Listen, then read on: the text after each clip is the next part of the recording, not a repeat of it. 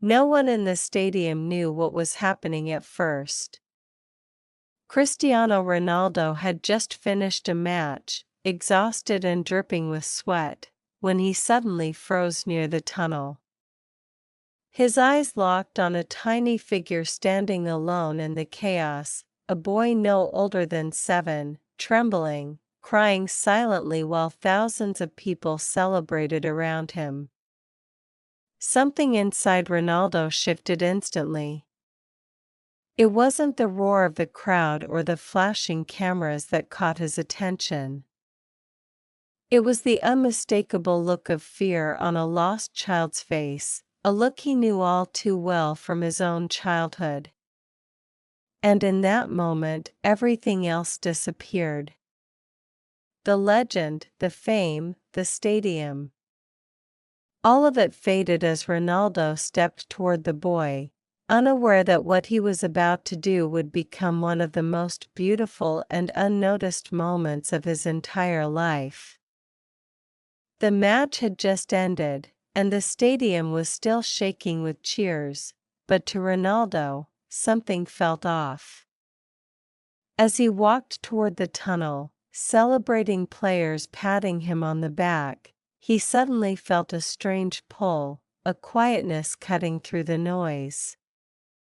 He turned his head slightly, frowning, scanning the crowd as if instinct was guiding him. It wasn't normal for him to stop like this. Even his teammates noticed the hesitation, but Ronaldo couldn't explain why.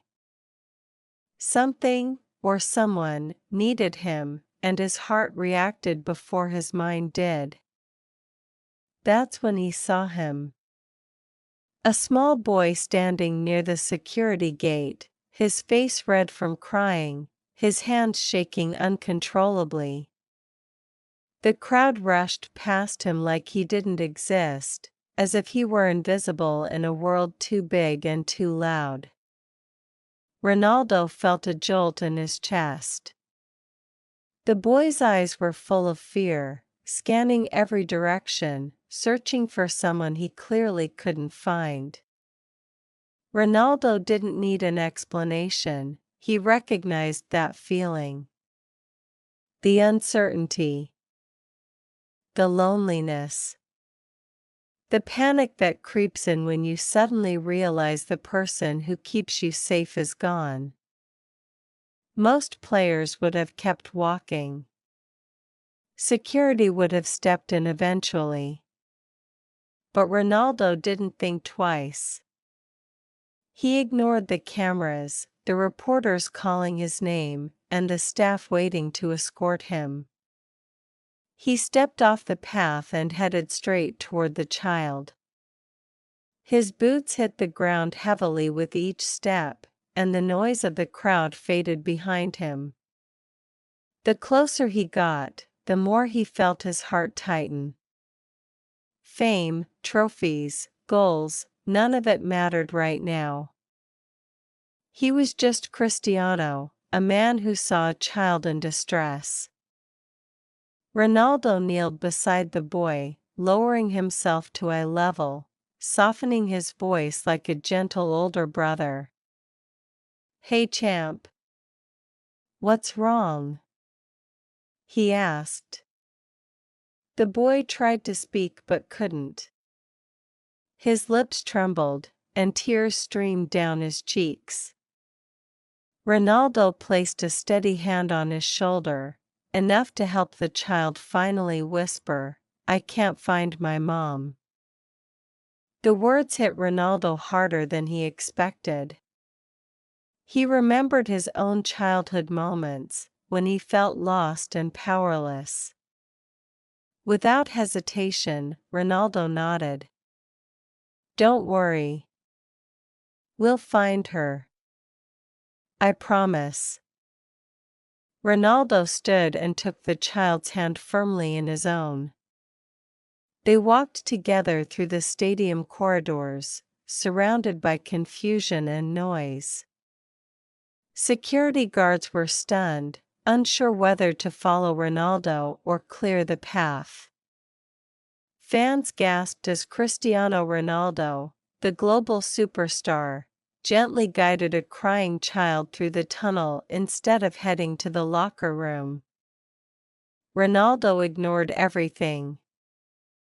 He spoke to the child calmly as they walked, asking his mother's name, describing her clothes, gathering every detail.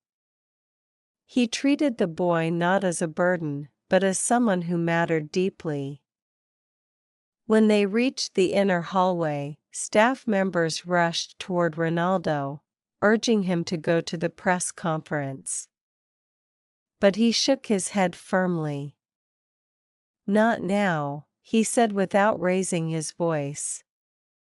His focus never left the boy. He sat with him on a bench, keeping his arm around him as security teams spread out through the stadium to search. The boy leaned against Ronaldo, still shaking, and Ronaldo whispered reassuring words, comforting him in a way only someone who understood fear could. Minutes passed, but Ronaldo didn't move an inch. Finally, a frantic voice echoed down the hallway. "Liam!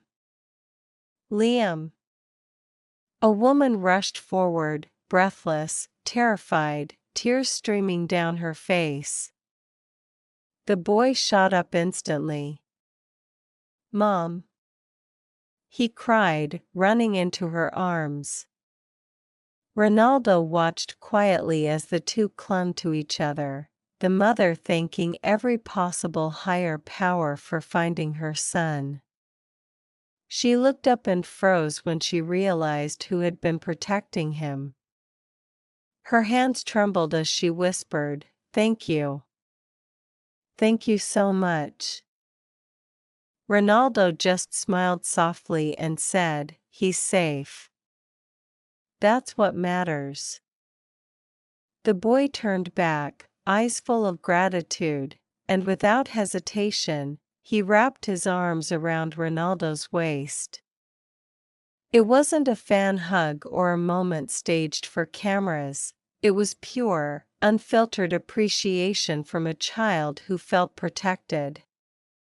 Ronaldo leaned down and held him for a moment, letting the boy know he wasn't alone, that someone powerful and kind had been there for him when he needed it most. Only a few staff members saw the moment. None of the cameras caught it. It was real, human, and private, and that made it even more special. Before the boy left with his mother, Ronaldo gently removed his match-worn captain's armband and placed it on the child's small arm. It slid down almost to his wrist, far too big, but he didn't care. Ronaldo smiled and said, "Whenever you feel scared, remember, you're strong. Stronger than you think." The boy nodded, smiling for the first time since Ronaldo had seen him. It was a moment no trophy or goal could ever replace. As the child and his mother disappeared into the crowd, Ronaldo finally headed toward the locker room. But something inside him felt different. Lighter. Warmer. He realized that sometimes the greatest moments in a legend's life aren't the ones broadcast on TV or recorded in history books, they're the quiet acts of kindness that no one sees. And for Ronaldo, helping one frightened child meant more than any goal he scored that night. He didn't just walk back as a football star.